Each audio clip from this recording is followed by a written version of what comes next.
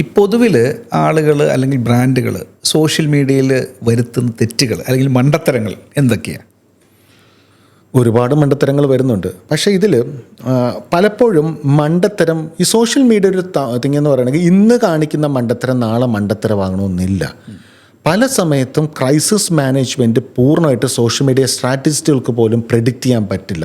കാരണം നമ്മളൊരു കറക്റ്റായിട്ടുള്ള മുമ്പത്തെ ഒരു കേസ് സ്റ്റഡി അനുസരിച്ച് അതാണ് ശരിയെന്ന് കരുതി നമ്മളൊരു സിമിലർ കാര്യത്തിൽ ഒരു ആക്ഷൻ എടുക്കുകയാണെങ്കിൽ അത് ബാക്ക് ഫയർ ചെയ്തിരിക്കും. കാരണം അഭിപ്രായ രൂപീകരണം ഏത് ഡയറക്ഷനിൽ പോകുന്നത് കയോസ് തിയറിയുടെ ബേസ്, നമ്മുടെ ബട്ടർഫ്ലൈ എഫക്റ്റ് പോലെ നമ്മൾ സെയിം ഉത്തരം സെയിം കോണ്ടസ്റ്റിൽ കൊടുത്താൽ പോലും പണ്ടുണ്ടാക്കിയ റിസൾട്ടല്ല ഇപ്പോൾ ഉണ്ടാക്കുക. കാരണം ഒരുപാട് ഫാക്ടേഴ്സ് ഇതിനകത്തുണ്ട്. അതുകൊണ്ട് ക്രൈസിസ് മാനേജ്മെൻറ്റ് ഓരോ സിറ്റുവേഷനും അനുസരിച്ച് കറക്റ്റ് ചെയ്ത് പോകാനേ പറ്റുള്ളൂ. അത് മെയിൻ ടൂള് ഉറപ്പായിട്ടും ഷോർട്ട് ഫോം വീഡിയോ ആണ്. നമുക്ക് എക്സ്പ്ലെയിൻ ചെയ്യാനൊക്കെ നമുക്ക് ഷോർട്ട് ഫോം വീഡിയോ കൊണ്ട് പറ്റും. ഇപ്പോൾ എയുടെ കാലത്ത് നമുക്ക് കൃത്യമായിട്ട് ക്രിയേറ്റ് ചെയ്യാനും പറ്റും.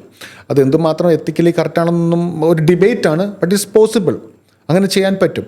പിന്നെ ഞാൻ നേരത്തെ പറഞ്ഞൊരു കാര്യമുണ്ട്, സോഷ്യൽ മീഡിയയിൽ പല കമ്പനികളും യൂസ് ചെയ്യാത്തൊരു സർവീസാണ് ലിസണിങ് സർവീസസ്. ഇപ്പോൾ ഒരുപാട് സോഫ്റ്റ്വെയർസ് ഉണ്ട്, വില കൂടിയ സോഫ്റ്റ്വെയർസ് ഉണ്ട് നമുക്ക് പബ്ലിക് സെൻറ്റിമെൻറ്റ് അനാലിസിസ് ചെയ്യാൻ വേണ്ടി.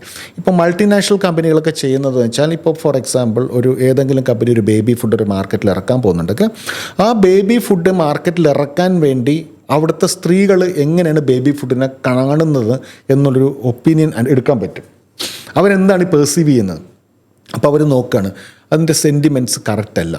അവിടുത്തെ സ്ത്രീകൾ, അവിടുത്തെ കുട്ടികളുള്ള സ്ത്രീകൾ ഈ പ്രോഡക്റ്റിന് അമ്മയുടെ പാല് കൊടുക്കുന്നതാണെന്നല്ല, അല്ലെങ്കിൽ ബേബി ഫുഡിന് എതിരാണെന്നുണ്ടെങ്കിൽ ആ മാർക്കറ്റിൽ മാത്രം ഷോർട്ട് ഫോം വീഡിയോസും ഡിഫറെൻറ്റ് കണ്ടൻസും ഇറക്കിയിട്ട് അവരുടെ പെർസെപ്ഷനെ മാറ്റാൻ പറ്റുന്നുണ്ട്. കമ്പനികൾ മാറ്റുന്നുണ്ട്. അത് മാറ്റിയിട്ട് ഈ ലിസണിങ് ടൂൾസ് വെച്ച് വീണ്ടും ലിസൺ ചെയ്ത് നോക്കും, മാറിയോ ഇല്ലയോ എന്ന്. മാറിയെങ്കിൽ നമ്മൾ ആ പ്രോഡക്റ്റ് ഇറക്കും. മനസ്സിലായോ? അപ്പോൾ ഇതുപോലെ തന്നെ ഒരു ക്രൈസിസ് സംഭവിക്കുമ്പോൾ എന്താണ് യഥാർത്ഥത്തിൽ ക്രൈസിസ്, നമ്മൾ ആദ്യമേ ലിസൺ ചെയ്യും. ആ ലിസൺ ചെയ്തിട്ട് ഒരു ക്രൈസിസിൽ മെയിനായിട്ട് ഒരു 3-4 ക്രൈസിസ് നെറേറ്റീവ് ഉണ്ട്, ആൾക്കാരുടെ അഭിപ്രായം ഉണ്ടെങ്കിൽ അതിനെതിരെ നമ്മൾ കണ്ടൻറ് ഉണ്ടാക്കിയിട്ട് ചെയ്യും.